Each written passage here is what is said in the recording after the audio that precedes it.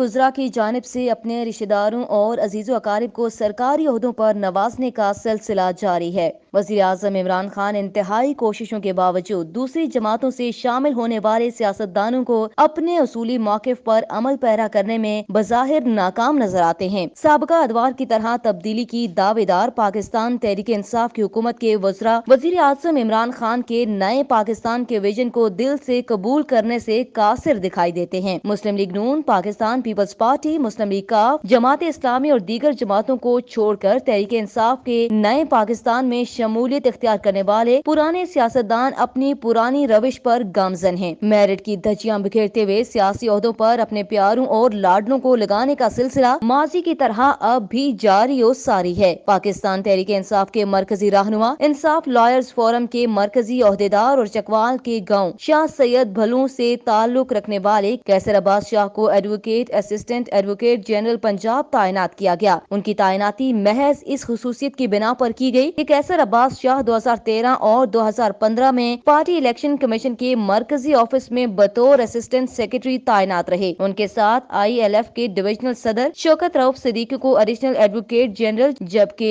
तहरीक इंसाफ के divisional general secretary Ehtesham Salim को assistant attorney general तैनात करके रियासत मदीना के कयाम की बुनियाद रखी गई। जेहलम से ताल्लुक रखने वाले विफाकी वज़ीर इत्तलात और नशरियात फवाद हुसैन चौधरी के भाई चौधरी फैसल हुसैन फरीद को एडिशनल एडवोकेट जनरल पंजाब मुकर्रर किया गया। इस हवाले से जारी किए गए नोटिफिकेशन के मुताबिक मजमूई तौर पर 18 अफराद को एडिशनल एडवोकेट जनरल पंजाब मुकर्रर किया गया। शहबाज शरीफ के दौर के 18 लॉ अफसरान को फारिग करके 16 नए लॉ अफसरान को तैनात किया गया। वाज़ेह रहे कि चौधरी फैसल हुसैन फरीद संगीन गद्दारी केस में परवेज मुशर्रफ के वकील रह चुके हैं। इसी तरह सूबाई वज़ीर कानून पंजाब बिशारत राजा के भांजे राजा साद सुल्तान, उनके इंतहाई करीबी फराहनाज अवान, मोहम्मद आबिद राजा, फैसल राजा को रावलपिंडी इस्लामाबाद से असिस्टेंट अटॉर्नी जनरल, जबकि लाहौर से सूबाई वज़ीर कानून ने अपनी अहलिया साबिक MPS सेमल राजा के खिलाफ किए गए मुकदमात में पेश होने वाले वकला मलिक इसरार इलाही और दीगर को डेप्यूटी अटॉर्नी जनरल तैनात कर दिया है। ज़राए के मुताबिक पंजाब से तैनात होने वाले बेशतर वकला का ताल्लुक तहरीक इंसाफ के MNA और विफाकी वज़ीर सेहत आमिर महमूद कयानी, सूबाई वज़ीर कानून पंजाब राजा बिशारत और विफाकी वज़ीर इत्तलात और नशरियात फवाद चौधरी और मुस्लिम लीग काफ से ताल्लुक रखने वाले सियासी मुजाहिदों से है। पहले ये किस्सा आम था कि स्टील मिल सफेद हाथी है जो गरीबों के टैक्स पर पल रहा है। एक कहावत है कि बंदा जोड़े पाई पाई, राम लोड़े कुप्पे।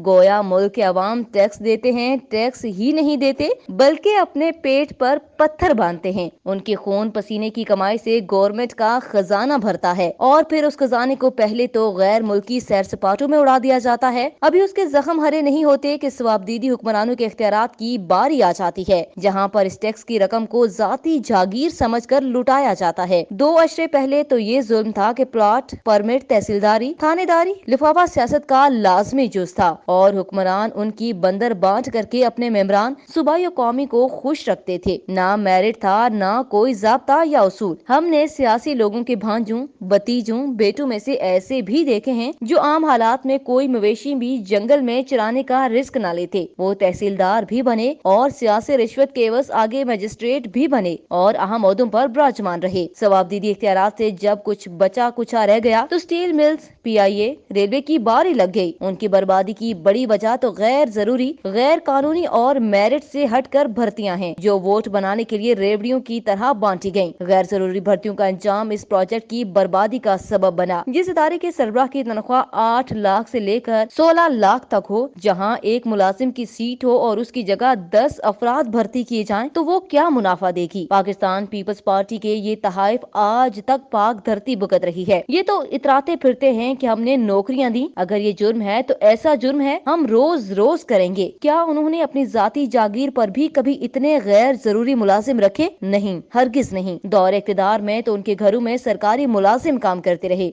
ऐसे भी हैं जो नौकरी भी करते हैं और अपना जाती प्राइवेट कारोबार भी। नौकरी सिर्फ तनख्वाह लेने के लिए होती है। अब जब ये हशर सामा होगा तो स्टील मिल्स कैसे चलेगी? स्टील मिल्स का किस्सा आज का नहीं है, ये आगाज से भूखी नंगी है। इसे हर तीसरे चौथे माह चंद अरब का नवाला दिया जाता है, जिससे मुलाजमीन की तनख्वाहें पूरी होती हैं। फिर अगर हुकूमत निजकारी का ऐलान करती है तो सबसे पहले शोर भी पाकिस्तान पीपल्स पार्टी ही की तरफ से उठता है कि हमने नौकरियां दी, ये बेरोजगार कर रहे हैं, और तूफान बपा हो जाता है। अब स्टील मिल से निकलें तो PIA की बारी आ जाती है, जो इस वक्त 300 अरब के खसारे से ऊपर जा रही है। अगर इस्लाह अहवाल की तरफ जाएं तो हड़तालें शुरू हो जाती हैं, धरने शुरू हो जाते हैं और चीखो पुकार का समा शुरू हो जाता है। फिर रोना धोना कि बेरोजगारी हो जाएगी। कभी ये भी सोचा कि इस कदर गैर जरूरी भर्तियां की गयी। वाबला की लाइन लॉसेस का चर्चा आम है, वहाँ पर गैर जरूरी भर्तियां की गयी। आप एक प्राइवेट इंडस्ट्री का नाम ले लें, जहाँ पर अगर 100 क्लर्क काम करते हैं तो कंप्यूटर का दौर आने से वो 10 बाकी रह गए, जबकि उन सरकारी इदारों में जहाँ 10 आदमियों की जरूरत थी वहाँ 100 को भर्ती कर लिया गया। पाकिस्तान रेलवे पाकिस्तान पीपल्स पार्टी के दौर में ANP के पास थी, जहाँ यह हशर था कि हर चौथे रोज रेलवे वजीर का बयान आता था कि हमारे पास तेल के पैसे नहीं हैं, जिसकी वजह से नाकिस मंसूबाबंदी के अलावा करप्शन और जाती ट्रांसपोर्ट की तरक्की के हालात पैदा करने थे। इस दौर में कई ट्रेनें बंद की गयी और मालगाड़ियों को तो बिल्कुल किनारे लगा दिया गया ताकि प्राइवेट सेक्टर की हौसला अफजाई हो। अब रेलवे का कोई कसूर न था, वो तो नफा बख्श सेक्टर था, मगर उसे अमलन तबाह कर दिया गया। रेलवे खुदा खुदा करके railway minister Saad Rafique track पर ले आए और अब वो नफा बख्श इदारा बन चुका है, मगर PIA स्टील मिल्स उसी तरह सफेद हाथी हैं। इसी तरह सुई गैस को देख लें, जहां सियासी भर्तियां करके इस महकमे को